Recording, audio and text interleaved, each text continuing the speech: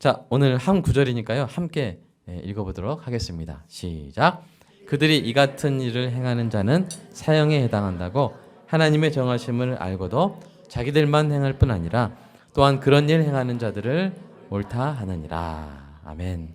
함께 우리 마음밭을 위해서 기도하겠습니다. 사랑의 아버지 하나님, 설교자가 성령님의 인도하심으로 성경을 정확하게 설교한다면 성도가 듣는 것은 설교자의 말이 아니라 하나님의 말씀이며 성도가 마음속에서 듣는 음성은 그리스도의 음성인 줄 믿습니다. 설교 듣는 일에 제일 되는 목표는 내 자아의 욕구를 만족시키는 것이 아니라 나의 관심을 하나님께 합당하게 돌려서 하나님을 보고 기뻐하여 하나님께 영광을 돌리는 것임을 고백합니다. 이제 설교를 통해 오늘 나에게 주시는 하나님의 말씀을 받을 때 내 마음이 옥토가 되게 하시고 성령님의 조명하심으로 어이없이 겸손하게 받아 회개할 것은 회개하고 위로받을 것은 위로받고 배워할 것은 배움으로써 백배의 열매를 맺게 하소서. 예수님의 이름으로 기도합니다. 아멘. 2017년 3월 27일에 대전일보에 이런 글이 실렸습니다. 약간 말이 어려울 수도 있어요.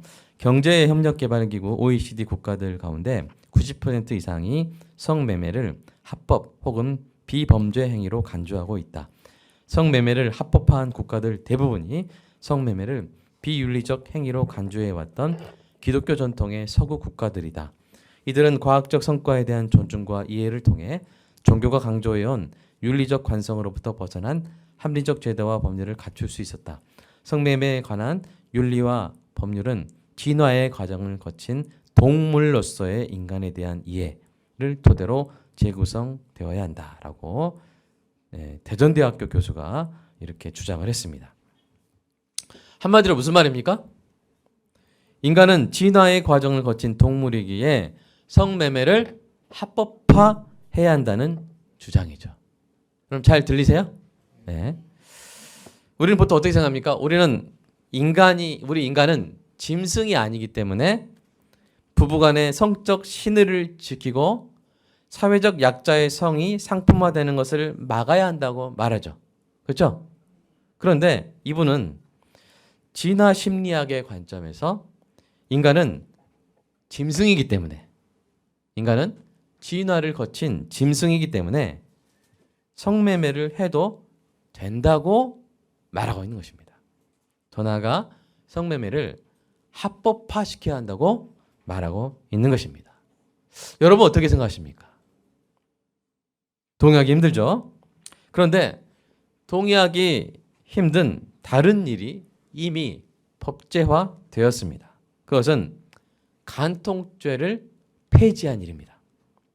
우리나라가 수년 전에 간통죄를 폐지함으로써 간음이 마치 죄가 아닌 것처럼 합법화되었습니다. 이런 식으로 우리가 죄라고 알았던 것들이 인간의 제도와 사상을 통해 죄가 아닌 것으로 여겨지거나 인정되어 가는 것이 오늘날의 현실입니다. 도대체 왜 이렇게 되어가고 있을까요? 그 답이 오늘 본문에 나와 있습니다. 오늘 본문은 1장의 마지막 절로서 마음에 하나님 두기를 싫어하여 상실한 마음대로 합당하지 못한 일을 하는 사람들의 최악을 보여줍니다. 제가 최악의 악이라고 한번 썼다가 그냥 최악이라고 해도 되더라고요. 그 뜻이. 그래서 최악을 보여주는 거예요. 그 악은 무엇입니까? 다시 본문 한번 읽어볼까요? 자, 본문 시작. 일을 행하는 자는 사형에 해당한다고 하나님께서 정하심을 알고도 자기들만 행할 뿐 아니라 또한 그런 일을 행하는 자들을 옳다 하느니라. 예. 우리 구약 성경에서는 이 간통은 가정을 파괴하는 일이기 때문에 돌로 쳐서 죽이는 사형을 했어요. 그런데도 우리나라는 그것을 옳다고 정해버렸죠. 그렇습니다. 간통죄가 폐지되고 성매매가 합리화되고 있는 것은 악을 정당화하는 최악이 존재하기 때문이에요. 그러니까 악 중에 악은 뭐예요? 악을 정당화하는 악이죠. 지난주에 우리는 사람들이 상실한 마음대로 행하는 5묶음으로 된 21가지 악을 살펴봤죠. 한 번씩 다시 한번 볼까요?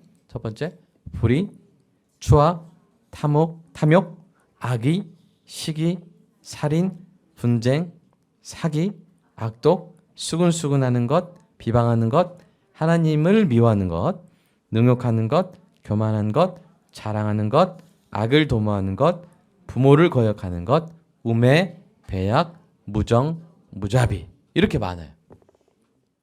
인간 사회가 이러한 악들로 가득한 것도 끔찍한데, 이런 악들을 행하는 자들을 옳다고 하는 것은 얼마나 더 끔찍하겠습니까? 특히 피해자의 입장에서 생각해 보시기 바라요. 어떤 사람이 여러분에게 학교 폭력을 저질렀는데 사람들이 그 가해자를 두둔하고 그럴 수 있지. 어릴 때 다 때리고 맞고 살지.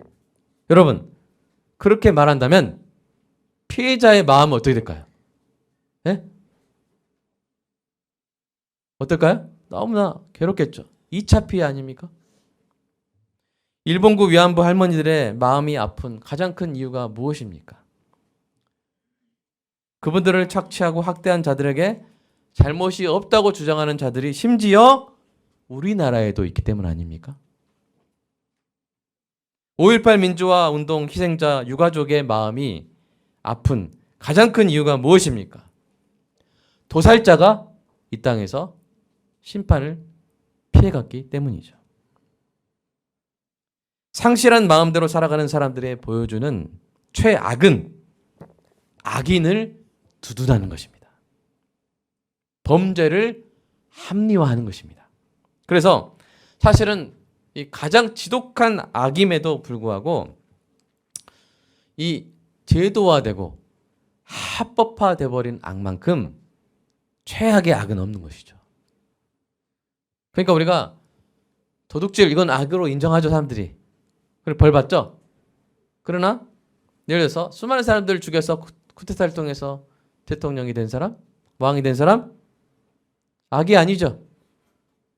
성공한 쿠데타는 처벌할 수 없다. 이상한 논리로 정당화 돼버리죠. 그게 문제라는 것입니다. 더 큰 문제라는 것이죠. 악으로 인정되는 악은 비난이나 처벌이라도 받습니다. 그러나 악이면서 합법화되어 버린 악은 독버섯처럼 늘어날 뿐입니다. 우리가 자본주의에는 많은 순기능이 있죠. 자본주의 때문에 많은 기술이 발전하고 우리 많은 사람들이 살아갑니다. 그러나 악을 정당화하는 역기능도 있습니다. 대부분의 자본소득이 근로소득에 비해서 터무니없이 많죠. 법정 화폐가 돈은 증가하는데 자산 가치는 상승함으로 인해서 자산을 가진 부자가 점점 가만히 앉아 있어도 계속 더 큰 부자가 되어가고 일하는 노동자들은 점점 더 가난해지는 것이죠. 얼마 몇 년 전만 해도 같은 돈으로 2명이 냉면을 먹을 수 있었는데 이제는 똑같이 열심히 일하지만 하나밖에 못 먹어요. 사실상 대다수의 노동자가 극소수의 자본가의 노예가 되는 현상이 이걸 강도라고 말해요. 당연하다고 말해요. 당연하다고 말해요. 합법화되어 있습니다. 그러니까 옛날에는 채찍으로 노예를 부렸다면 지금은 그냥 돈으로 노예를 부리는 시대라고도 자주 섞인 여러 가지 이야기들이 나오고 있지 않습니까? 경제체제뿐만 아니라 사회과학도 악을 두둔하는 데 쓰입니다.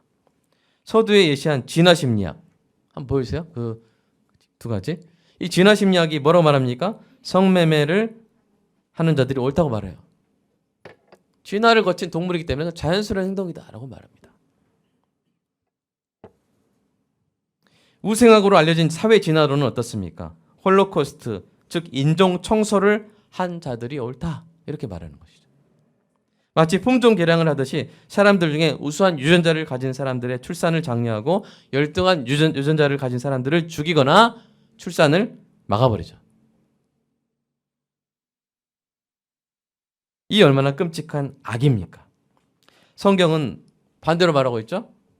연약한 사람들을 성경이 그래요? 연약한 사람들을 출산 못하게 해서 없애버리라. 그게 아니죠.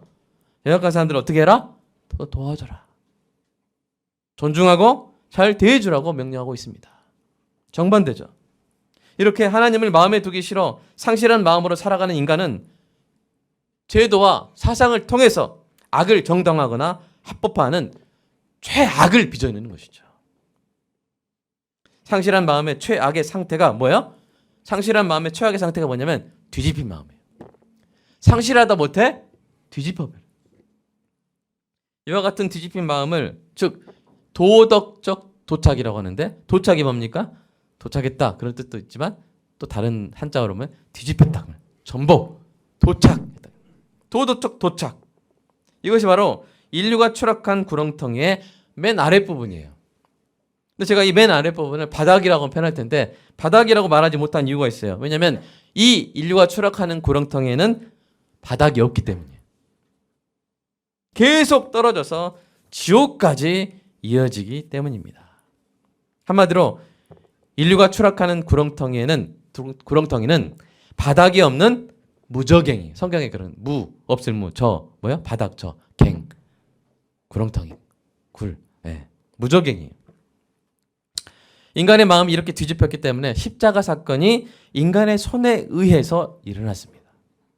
이스라엘 최고 지도자였던 대제사장 가야바가 예수님을 죽이자고 주장하면서 이렇게 말했죠. 우리 요한복음 11장 말씀 한번 읽어볼까요? 시작. 그 중에 한 사람 그의 대제사장인 가야바가 그들에게 말하되 너희가 아무것도 알지 못한도다.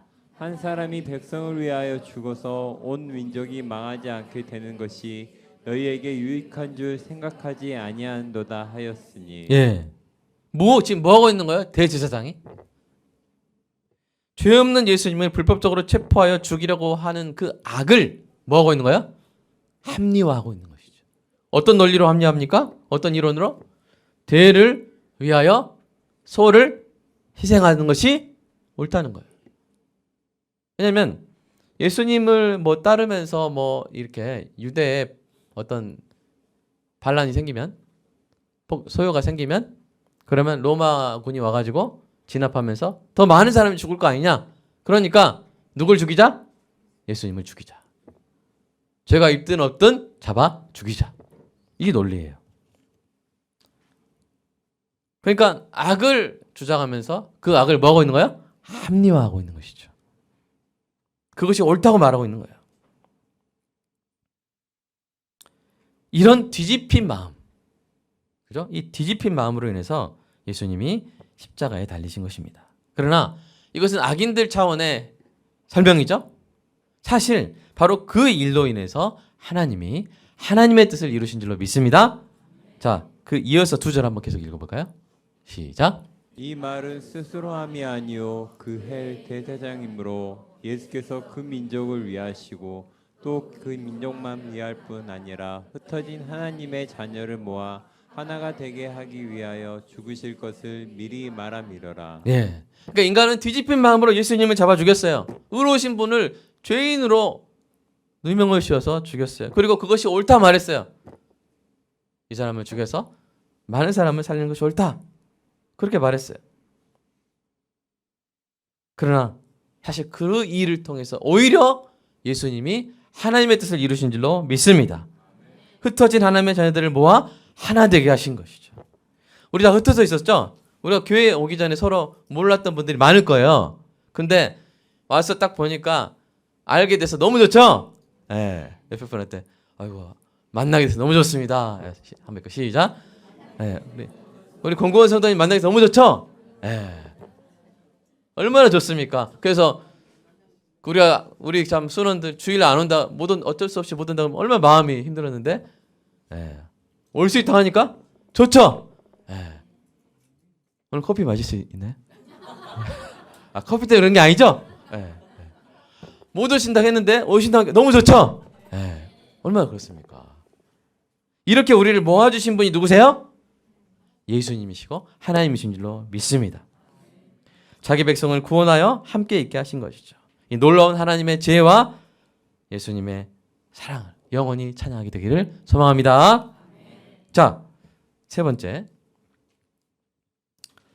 어쩌면 우리는요, 지금 아합 왕이 지배하는 이스라엘에서 살아간 엘리야의 입장인지도 모르겠습니다. 아합 왕이 어떤 일을 했어요? 자기가 바알을 이스라엘의 신으로 삼았을 뿐 아니라 백성들을 바알 숭배하도록 강요했죠. 그죠?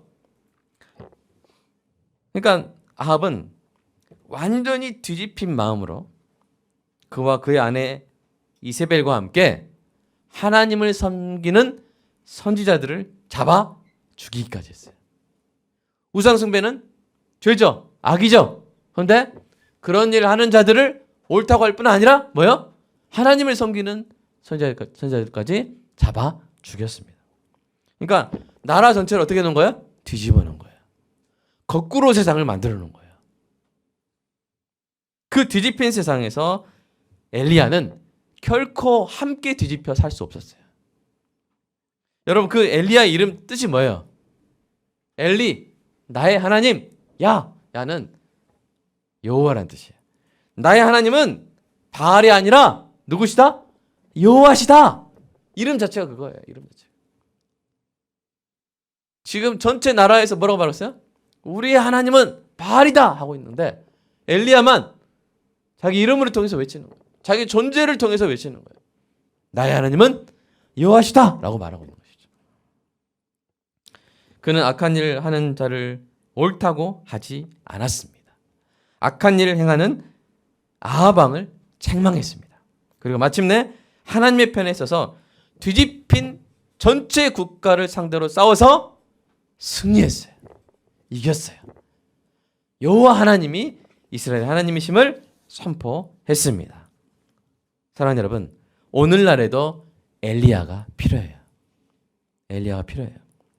하나님을 마음에 두기 싫어 상실하다 못해 뒤집힌 마음으로 온갖 악을 정당화하고 합법화하는 뒤집힌 세상 속에서 여전히 진리를 외치는 엘리야가 필요합니다.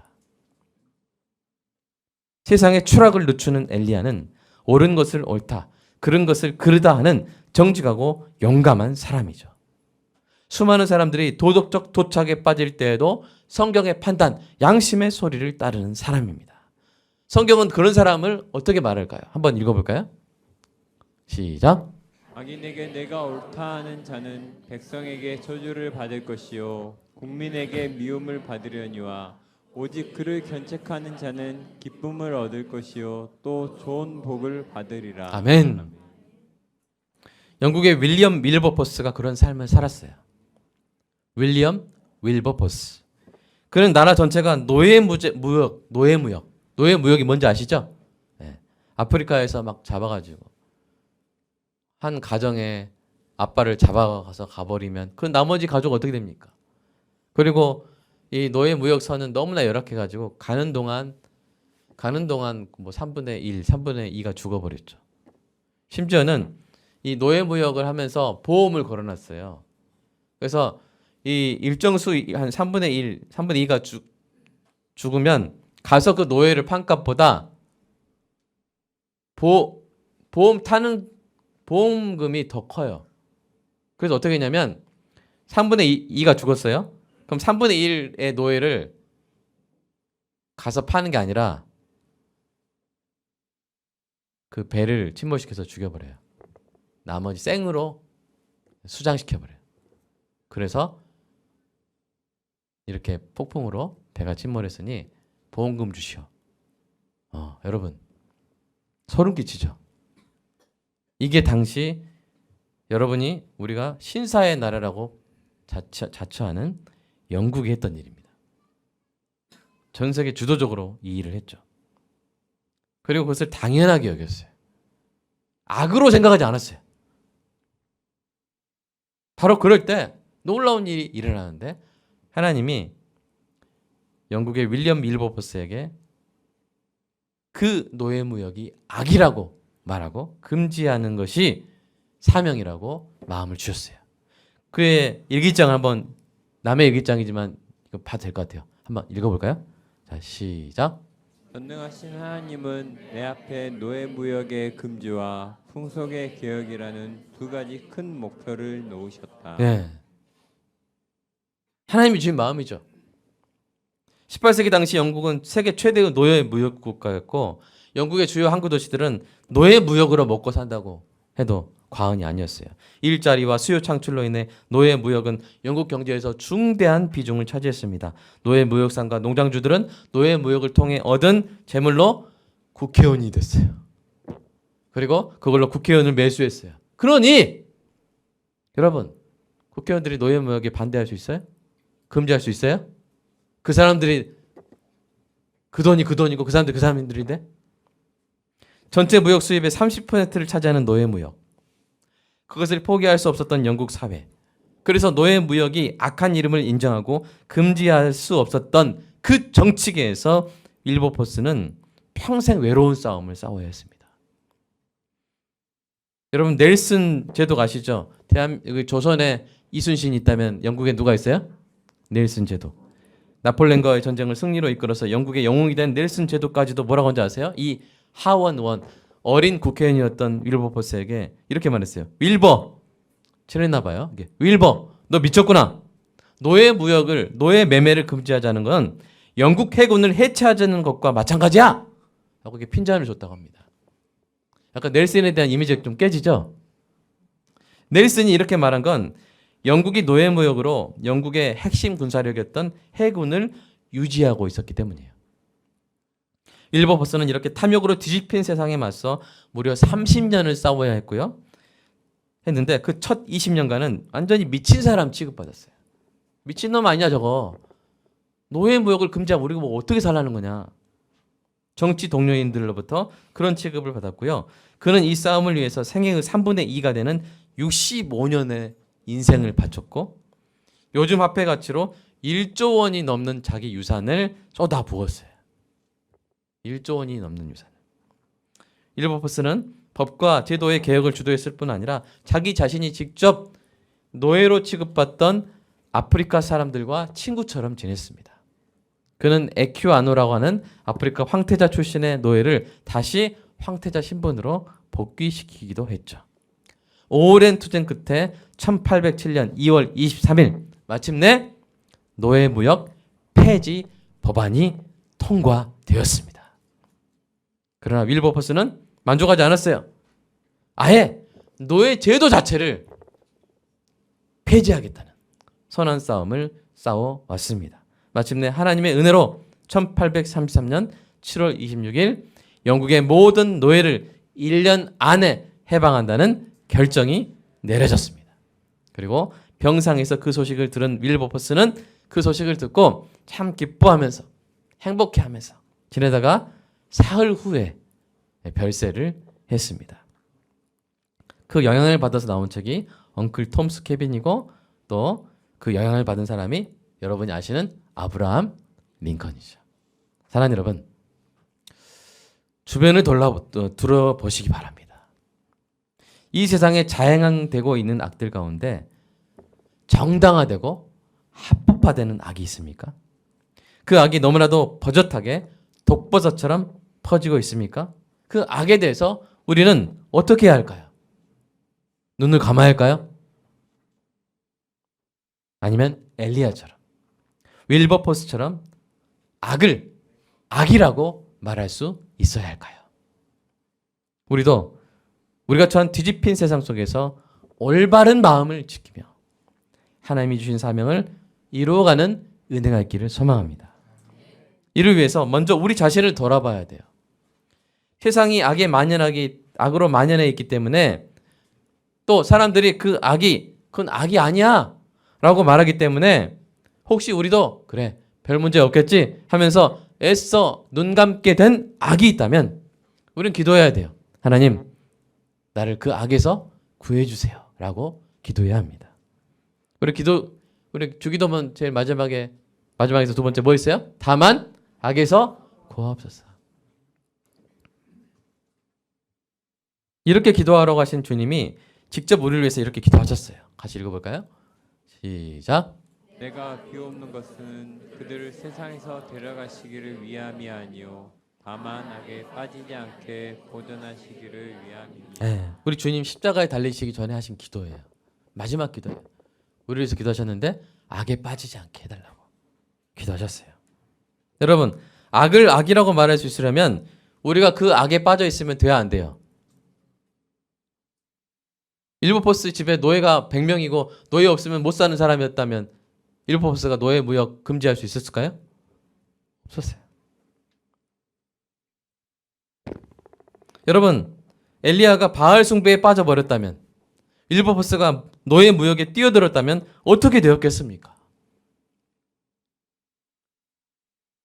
우리가 악에 빠져 있으면 세상은 하나의 빛을 잃어버리는 거예요.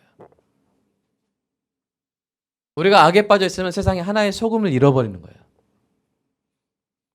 악에 빠진 빛은 세상을 밝힐 수 없습니다. 악에 빠진 소금은 세상을, 그 부패를 막을 수 없죠. 사랑하는 여러분, 이것이 우리의 싸움 중 가장 어려운 부분입니다. 악을 악이라고 말하는 것은 어렵습니다. 군중 심리에 휩쓸리지 말아야 하고 사람들의 비난도 무릅써야 합니다. 그러나 더 어려운 싸움은 뭐예요? 계속 우리 안으로 침투해 들어오려고 하는 악과의 싸움이죠. 내가 악에 빠지지 않는 것. 그게 먼저입니다.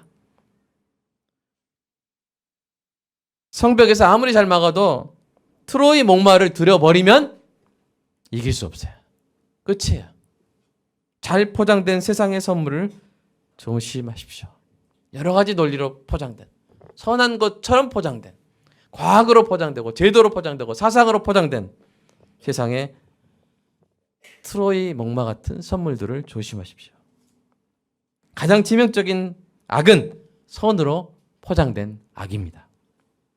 우리와 우리 자녀들이 이러한 트로이 목마들을 잘 간파하여 악에 빠지지 않는 은혜가 있게 해달라고, 우리 주님이 우리 위해서 기도해 주신 것처럼 다만 악에서 구해달라고, 그리하여 우리가 엘리야처럼 일버퍼스처럼 주님이 주실 그 사명을 잘 감당하는 은혜가 있게 해달라고 이 시간 함께 기도하겠습니다.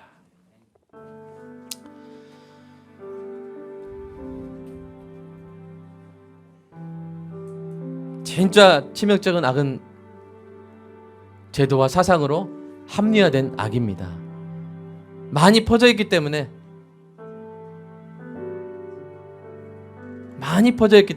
우리가 눈 감기 쉬운 악입니다. 오늘 바로 그 악에서 우리를 구해 주시라고. 우리가 빠져버리면, 우리도 함께 그 악에 빠져버리면 이 세상의 빛이 어디서 나겠습니까?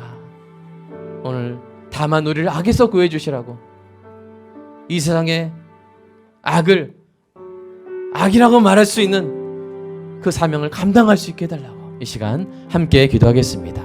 하나님, 오늘 하나님을 마음에 두기 싫어하여 상실한 마음으로 살아가는 그 사람들의 악 중의 악을 오늘 사도 바울이 우리에게 알려주었습니다. 하나님, 악 중의 악은 악을 행하는 자들을 두둔하는 것, 악인데 그것을 합리화하는 것임을 오늘 알았습니다. 하나님, 뒤집힌 마음의 사람들이 법을 정하고 학문을 이끌어서 하나님, 악이 아닌 것으로 만들어가고 있다면, 하나님, 우리가 그 악은 분명히 악이라고 말할 수 있는 그 사명이 우리에게 있음을 하나님 믿습니다. 하나님, 가정을 지키기 위해서, 부부간의 신의를 지키기 위해서 우리는 성매매가 악임을 우리는 성경의 말씀대로 아내를 내 몸과 같이 사랑하기 때문에 우리가 성매매라는 악에 빠지지 않게 하여 주시고, 간통이라는 악에 빠지지 않게 하여 주시고, 다른 사람을 노예화시키는 악에 빠지지 않게 하시고, 우상숭배의 악에 빠지지 않게 하여 주시옵소서. 성령으로 우리를 지켜주시옵소서. 그래서 우리가 이 땅에 수많은 피해자들을 만드는 그 악을 악이라고 말할 수 있고, 그 악을 금지할 수 있는, 그 악과 맞서 싸울 수 있는 하나님, 엘리야와 일버퍼스 같은 사람이 주님 되게 하여 주시옵소서. 우리 자녀들에게 지혜를 주시옵소서. 트로이 목마처럼 선물처럼 위장하여 들어오는 그 악을 간파하는 은혜가 있게 하여 주시옵소서. 좋은 것인 것처럼 여러 가지 논리로 포장된 그 악들을 간파하는 은혜가 있게 하여 주시옵소서.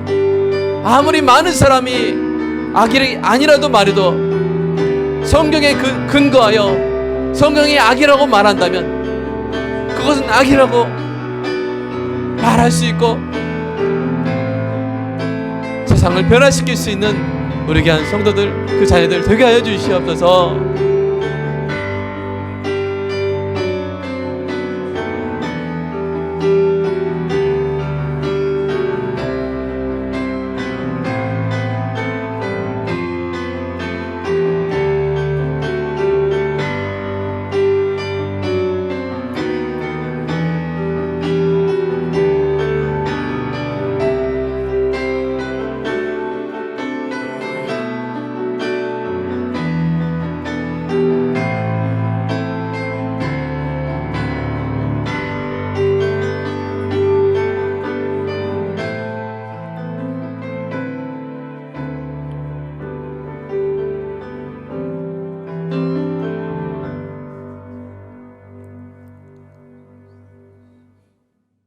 이 땅에 오셔서 세상이 말하는 것과 다른 것들을 말하신 우리 예수님, 뒤집힌 세상 가운데 으뜸이 되는 자는 섬겨야 한다고. 하나님, 지도자가 되는 것은 섬기는 것이라고. 인자는 이 땅에서 섬김을 받으러 오는 것이 아니라 자기 몸을 백성을 위한 대속물로 주어 섬기러 왔다고 말씀하신 우리 예수님의 그 은혜를 오늘 기억합니다. 성찬을 나누며 예수님의 그 기도가 우리 삶 가운데 이루어지기를 간절히 소망합니다. 성도를 다만 악에서 구하옵소서라고 기도하신 예수님, 오늘 이 성찬에 임할 때 그 예수님의 뜻이 우리 가운데 온전히 이루어지게 하여 주시옵소서. 악을 악이라고 말할 수 있는 용기를, 지혜를 허락하여 주시고 우리가 먼저 그 악에서 빠져나올 수 있도록, 그 악이 우리 안에 들어오지 못하도록 지킬 수 있는 아름다운 성도들 되게 하여 주시옵소서. 주님 감사합니다. 성찬을 받을 때 이 은혜와 주님의 기도를 깊이 묵상하게 하여 주시옵소서. 예수님의 이름으로 기도드리옵나이다. 아멘.